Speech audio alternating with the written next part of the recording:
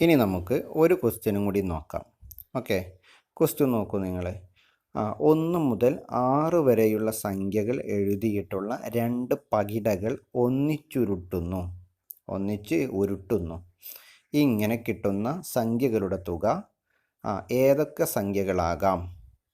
ഏറ്റവും കൂടുതൽ സാധ്യതയുള്ള തുക ഏതാണ്? ക്ലിയർ ആവുണ്ടോ? ഇതാണ് ക്വസ്റ്റ്യൻ. ഓക്കെ, അപ്പോൾ നമുക്ക് ഉത്തരത്തിലേക്ക് പോകുന്നതിന് മുമ്പ് ഇതിൻ്റെ ഇംഗ്ലീഷ് വേർഷൻ ഒന്ന് നോക്കാം. നമുക്ക് ഇംഗ്ലീഷിൽ ക്വസ്റ്റ്യൻ ഇതാണ്: 2 dice with faces numbered from 1 to 6 are rolled together. What are the possible sums? Which of these sums has the maximum probability? Okay, അപ്പോൾ ഈ ക്വസ്റ്റ്യന് ഒന്നുകൂടി ശ്രദ്ധിക്കണം കേട്ടോ. നമ്മളിതിൻ്റെ മലയാളം ക്വസ്റ്റ്യൻ ഒന്നും കൂടി നോക്കുകയാണ്. 1 മുതൽ 6 വരെയുള്ള സംഖ്യകൾ എഴുതിയ 2 പകിടകൾ. ആദ്യം പകിട എന്താണെന്ന് നമുക്ക് മനസ്സിലാവണം. പകിട എന്താണെന്ന് നിങ്ങൾക്കറിയോ? നമ്മൾ പഴയ കാലത്തൊക്കെ ഒരു കളി ഉണ്ടായിരുന്നു, പാമ്പും കോണിയും കളിക്കുന്നൊരു കളി. അതിലൊരു കട്ട നമ്മൾ ഉരുട്ടും, കട്ട ഉരുട്ടിയിട്ടാണ് അത് കളിക്കുക. ഓർമ്മയുണ്ടോ? അപ്പം ആ കളിയിൽ ഉപയോഗിക്കുന്ന ആ കട്ടയാണ് എന്ത്? പകിട അല്ലെങ്കിൽ ഡൈ എന്ന് പറയുന്നത്. ക്ലിയർ ആവുണ്ടോ? ഓക്കെ, അപ്പോൾ ഞാൻ അതിൻ്റെ ഒരു അറിയാത്തവർക്ക് വേണ്ടി അതിൻ്റെ ഒരു രൂപം കാണിച്ചു തരാം. നമ്മളൊരു ഗെയിമിൽ ഉപയോഗിക്കുന്നതാണിത് അല്ലേ? അപ്പോൾ ഞാൻ അതിൻ്റെ രൂപം ഒന്ന് കാണിച്ചു തരാം. ഇതാണ് ഒരു പകിട എന്ന് പറയുന്നത്. ഇതിലെങ്ങനെ ഉണ്ടാവുക കണ്ടോ? ഇതൊരു സമചതുര കട്ടയാണ്. അപ്പോൾ ഒരു സമചതുര കട്ടയ്ക്ക് എത്ര മുഖങ്ങളുണ്ടാവും? 6 മുഖങ്ങളുണ്ടാവും. ഓക്കെ, അപ്പോൾ ഫസ്റ്റത്തെ മുഖത്തിൽ 1 നമ്പർ ഇടും, അതായത് ഒരു കുത്തിടും. രണ്ടാമത്തെ മുഖത്ത് എന്തായിരിക്കും? 2, അതായത് 2 കുത്തുണ്ടാവും. മൂന്നാമത്തെ മുഖത്ത് 3 കുത്തുണ്ടാവും. നാലാമത്തെ മുഖത്ത് 4, അപ്പോൾ 4 കുത്തുണ്ടാവും. ഇങ്ങനെയാണ് ഉണ്ടാവും. എന്നിട്ട് നമ്മൾ ഇടുമ്പം ഏതെങ്കിലും ഒന്നാണ് നമുക്ക് കിട്ടുക. ഒന്നെങ്കിൽ നമുക്ക് കിട്ടണ ചിലപ്പോൾ എന്തായിരിക്കും? 4 ആയിരിക്കും, ചിലപ്പോൾ നമുക്ക് കിട്ടണ 6 ആയിരിക്കും. മനസ്സിലാവുണ്ടോ? അങ്ങനെയാണ് ഇത് കളിക്കുക. അപ്പോൾ പകിട എന്താണെന്ന് മനസ്സിലായില്ലേ? അപ്പോൾ ഇങ്ങനത്തെ 2 പകിടകളുണ്ട്, 2 ഡൈസ് ഉണ്ട്. ഓക്കെ, ഇത് രണ്ടും കൂടിയും ഒരാൾ എന്ത് ചെയ്യുന്നു? ഒരേ സമയത്ത് ഇടുന്നു, അപ്പോൾ ഉരുട്ടുന്നു. മനസ്സിലാവുണ്ടോ? ഒരേ സമയത്ത് ഉരുട്ടുന്നു, അതാണ് ക്വസ്റ്റ്യനിൽ പറഞ്ഞിട്ടുള്ളത്. ഓക്കെ, ഇനി ക്വസ്റ്റ്യനിൽ പറഞ്ഞ എന്താണ്? ഒന്നിച്ചുരുട്ടുന്നു. ഇങ്ങനെ കിട്ടുന്ന സംഖ്യകളുടെ തുക ഏതൊക്കെ സംഖ്യകളാകാം? അപ്പോൾ നമുക്ക് 2 പകിടകൾ ഉരുട്ടുമ്പം നമുക്ക് ഓരോന്നിലും ഓരോ സംഖ്യ കിട്ടും. ചിലപ്പോൾ നമുക്ക് ഫസ്റ്റത്തെ ഉരുട്ടിയപ്പം നമുക്ക് കിട്ടിയ 2 ആയിരിക്കും. ഓക്കെ, മറ്റു ഉരുട്ടിയപ്പോൾ ചിലപ്പോൾ നമുക്ക് കിട്ടിയത് 5 ആയിരിക്കും. അങ്ങനെയാണെങ്കിൽ അത് രണ്ടിൻ്റെയും തുക എന്താണ്? 5ഉം 2ഉം 7 അല്ലേ? ആണോ? അപ്പോൾ ഇവർ ചോദിച്ചത് എന്താണ്? അങ്ങനെ നമ്മൾക്ക് ഉരുട്ടുമ്പോൾ കിട്ടുന്ന സംഖ്യകളുടെ തുക ഏതൊക്കെ ആവാം എന്നാണ് ഇവർ ചോദിച്ചത്. അപ്പോൾ നമ്മളൊന്ന് വിചാരിച്ച് നോക്കി, നമ്മളിങ്ങനെ വെറുതെ വിചാരിക്കുക. ഫസ്റ്റത്തേൽ നമുക്ക് 1 കിട്ടി, രണ്ടാമത്തേലും നമുക്ക് 1 കിട്ടി. അങ്ങനെയാണെങ്കിൽ തുക 1ഉം 1ഉം കൂട്ടിയ തുക എന്തായിരിക്കും? തുക നമുക്ക് 2 കിട്ടുക. അപ്പോൾ തുക 2 ആവാം. ഇനി ഒന്ന് ആലോചിച്ച് നോക്കി, ഫസ്റ്റത്തേൽ 1 തന്നെ കിട്ടിയത്, രണ്ടാമത്തെ 2 കിട്ടി. അപ്പോൾ 2ഉം 1ഉം കൂട്ടിയാൽ നമുക്ക് എത്ര കിട്ടും? 3 കിട്ടും. ഇനി നമ്മളൊന്ന് ആലോചിച്ച് നോക്കി, ഫസ്റ്റത്തേൽ എന്ത് കിട്ടി? 1 തന്നെ. അടുത്തേൽ നമുക്ക് എത്ര കിട്ടി? 3 കിട്ടി. അപ്പോൾ നമുക്ക് 3ഉം 1ഉം കൂട്ടിയാൽ എന്താവും? 4 കിട്ടും തുക. ക്ലിയർ ആവുണ്ടോ? അപ്പോൾ ഇങ്ങനെ നമുക്ക് ഏത് വരെ തുക കിട്ടാം? ഫസ്റ്റത്തേൽ നമുക്ക് 6 കിട്ടി, രണ്ടാമത്തേലും നമുക്ക് 6 കിട്ടി. അപ്പം നമുക്ക് 6ഉം 6ഉം കൂട്ടിയാൽ എത്ര കിട്ടും? 12. കണ്ടോ? 6ഉം 6ഉം 12. അപ്പോൾ നമുക്ക് തുകകൾ ഏത് വരെ കിട്ടാം? 2 മുതൽ 12 വരെ തുകകൾ കിട്ടാം. 2, 3, 4, 5, 6, 7, 8, 9, 10, 11, 12. അപ്പോൾ ഫസ്റ്റത്തെ ക്വസ്റ്റ്യൻ ആൻസറായി. ഏതൊക്കെ സംഖ്യകൾ തുകകളാകാം എന്നുള്ള ക്വസ്റ്റ്യൻ്റെ ആൻസറാണ് ഞാനിപ്പോൾ പറഞ്ഞത്. 2 മുതൽ 12 വരെയുള്ള സംഖ്യകളാവാം. ഓക്കെ, ഇനി ഇതിൽ നമ്മളോട് ചോദിച്ച് ഏറ്റവും കൂടുതൽ സാധ്യതയുള്ള തുക ഏതാണെന്ന് ചോദിച്ച്. 2 കൂടി കൂട്ടുമ്പം നമുക്ക് തുക ഏറ്റവും കൂടുതൽ കിട്ടാനുള്ള സാധ്യത ഏതാണ്? ഏത് സംഖ്യ കിട്ടാനാണ് ഏറ്റവും കൂടുതൽ സാധ്യത എന്നാണ് ചോദിച്ചിട്ടുള്ളത്. അതിന് നമുക്ക് എന്ത് ചെയ്യണം? ചെയ്ത് നോക്കുക തന്നെ വേണം. അപ്പോൾ ഞാനൊരു സാമ്പിൾ നിങ്ങൾക്ക് ചെയ്ത് കാണിക്കാം, മുഴുവനായിട്ട് ചെയ്യണില്ല. അപ്പോൾ നിങ്ങൾ എന്ത് ചെയ്യണം? നിങ്ങൾ ബാക്കി നിങ്ങൾ ചെയ്യണം. അപ്പോൾ ഞാൻ സാമ്പിൾ ചെയ്ത് കാണിക്കുന്നുണ്ട്, എല്ലാവരും ഇവിടെ ഒന്ന് ശ്രദ്ധിക്കുക കേട്ടോ. അപ്പോൾ ഇവിടെ നോക്കൂ, ഞാൻ മുകളിൽ എഴുതിയത് ആകെ സാധ്യമായ ജോഡികൾ, അതായത് ടോട്ടൽ പെയേഴ്സ്. ടോട്ടൽ പേഴ്സ് എത്ര? 6 ഇൻറ്റു 6 എഴുതി കണ്ടില്ല നിങ്ങൾ? 6 ഇൻറ്റു 6. അങ്ങനെ 6 ഇൻറ്റു 6, അതായത് ആദ്യത്തെ ഡൈയിൽ നമുക്ക് 6 വരെ നമ്പർ ഉണ്ടാവും, രണ്ടാമത്തേലും 6 വരെ ഉണ്ടാവും. അപ്പോൾ നമ്മൾ ടോട്ടൽ പെയർ കാണാൻ എന്താ ചെയ്യൽ? അത് ഗുണിക്കുകയാണ് ചെയ്യൽ, ഓർമ്മയല്ലേ?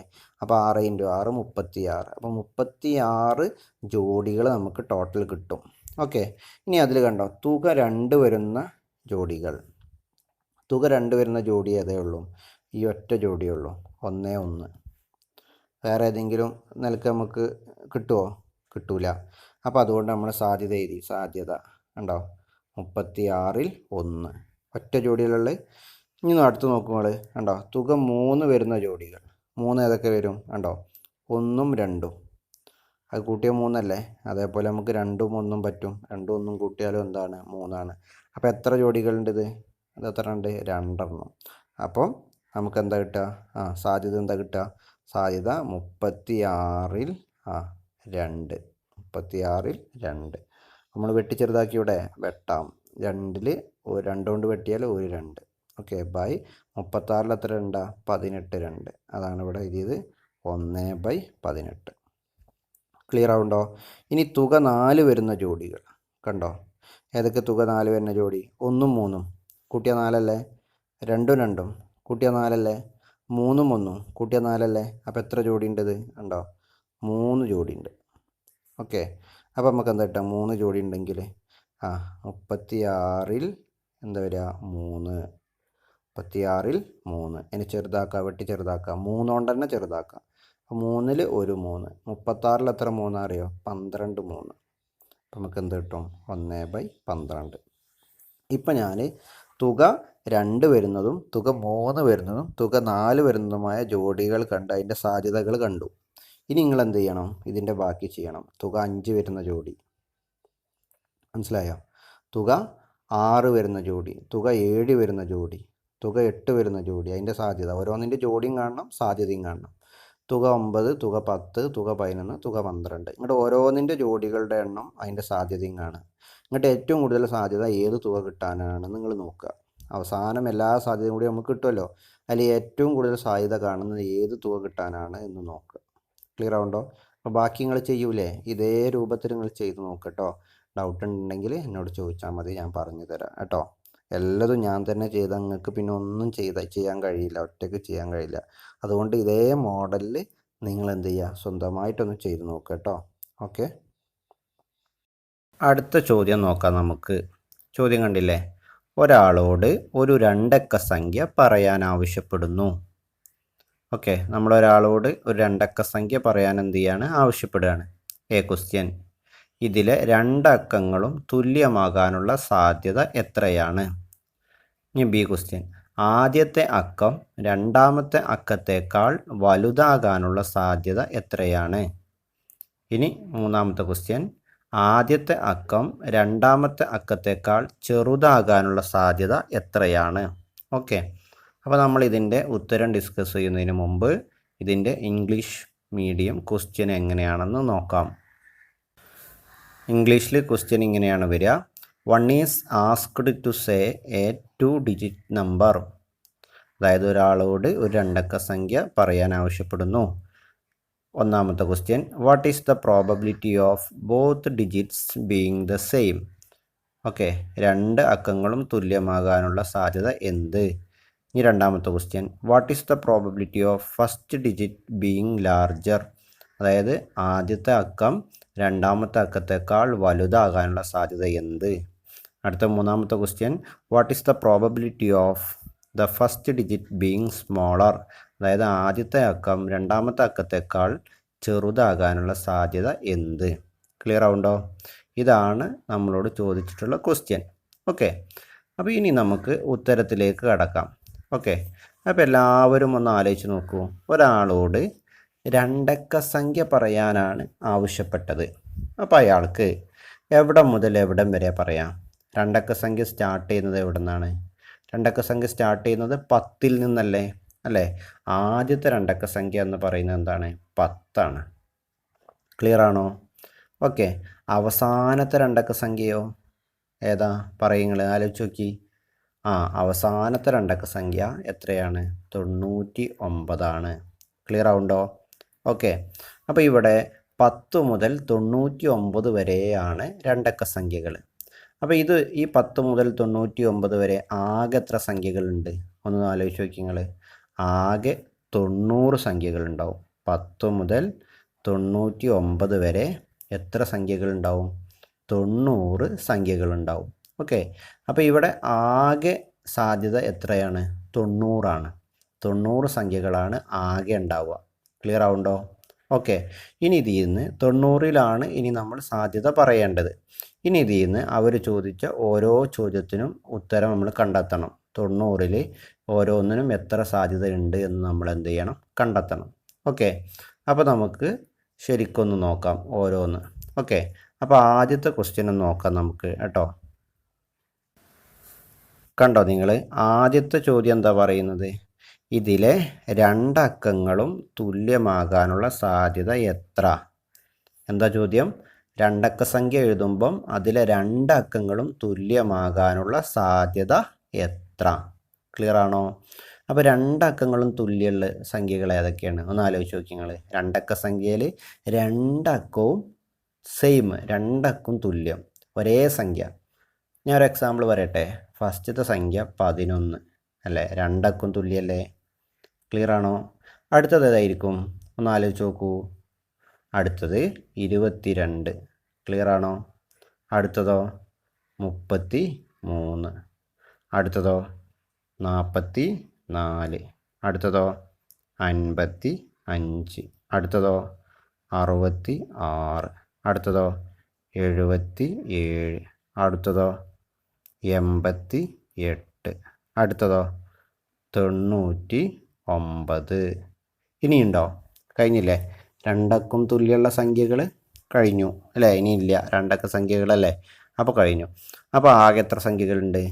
1 2 3 4 5 6 7 8 9 അല്ലേ?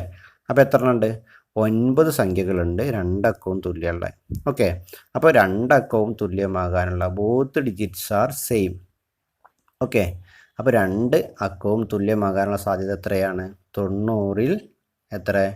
90ൽ 9. ക്ലിയർ അല്ലേ? 90ൽ 9. ഓക്കെ. ഇത് നമുക്ക് ചെറുതാക്കി കൂടെ?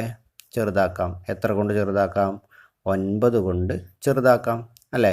9ൽ എത്ര 9 ഉള്ളത്? 9ൽ ഒരു 9 ഉള്ളത്. ഓക്കെ. 90ലോ?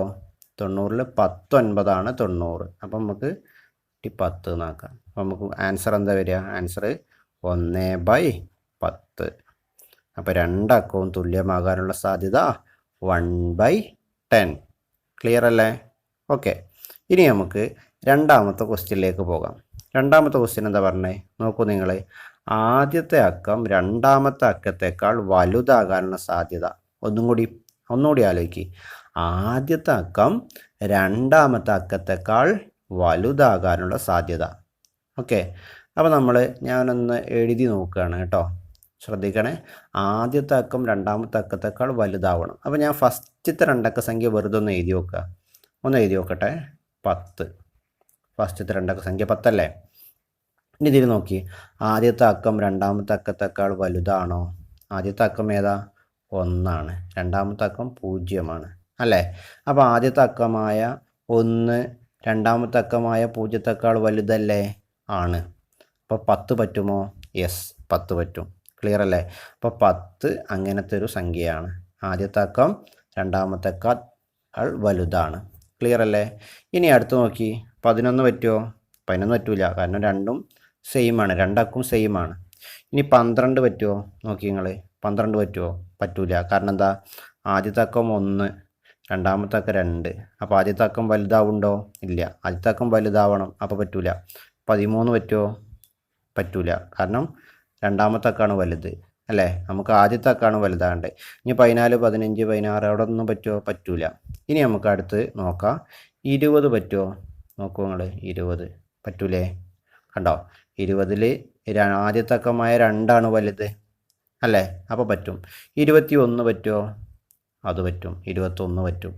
കാരണം ആദ്യത്തെ അക്കമായ 2 വലുത്. ആദ്യത്തെ അക്കം വലുതാവണം, രണ്ടാമത്തേനേക്കാൾ ആദ്യത്തെ അക്കം വലുതാവണം. അപ്പോൾ 21 പറ്റും. 22 പറ്റുമോ? 22 പറ്റൂല, കാരണം രണ്ടും സെയിം ആവും. 23 പറ്റൂല, കാരണം ആദ്യത്തെ അക്കം 2ഉം രണ്ടാമത്തെ അക്കം 3ഉം ആണ്. അപ്പോൾ പറ്റുമോ? പറ്റൂല. ഇനി 24, 25, 26, 27 അങ്ങനെ നോക്കി, അവിടെ ഒന്നും പറ്റൂല. ഇനി എവിടെ പറ്റുള്ളൂ എന്ന് പറയുന്നത് 30 പറ്റും. ക്ലിയർ ആവുണ്ടോ? അടുത്തതോ 31 പറ്റും. അടുത്തതോ 31 പറ്റും. അടുത്തത് 32 പറ്റും. ക്ലിയർ ആവുണ്ടോ? 33 പറ്റുമോ? ഇല്ല, 33 ആകുമ്പോൾ 3 സെയിം ആവും. 34 പറ്റുമോ? 34 ആകുമ്പോൾ 3 ചെറുതും 4 വലുതാവും, അപ്പോൾ പറ്റൂല. പിന്നെ എവിടെ പറ്റുക? പിന്നെ പറ്റുന്ന സംഖ്യ 40 ആണ്. ഓക്കെ, അപ്പോൾ ഇങ്ങനെ നമ്മൾ എന്ത് ചെയ്യണം? 99 വരെ നോക്കണം. അപ്പോൾ ഞാനിങ്ങനെ നോക്കിട്ടോ, 99 വരെ ഞാൻ നോക്കി. അപ്പോൾ നോക്കിയപ്പോൾ എനിക്ക് കിട്ടിയ സംഖ്യകളെ ജസ്റ്റ് നിങ്ങൾക്ക് കാണിച്ചു തരികയാണ്. ഇതാ ഇത്രയും സംഖ്യകളുള്ളത് കണ്ടോ?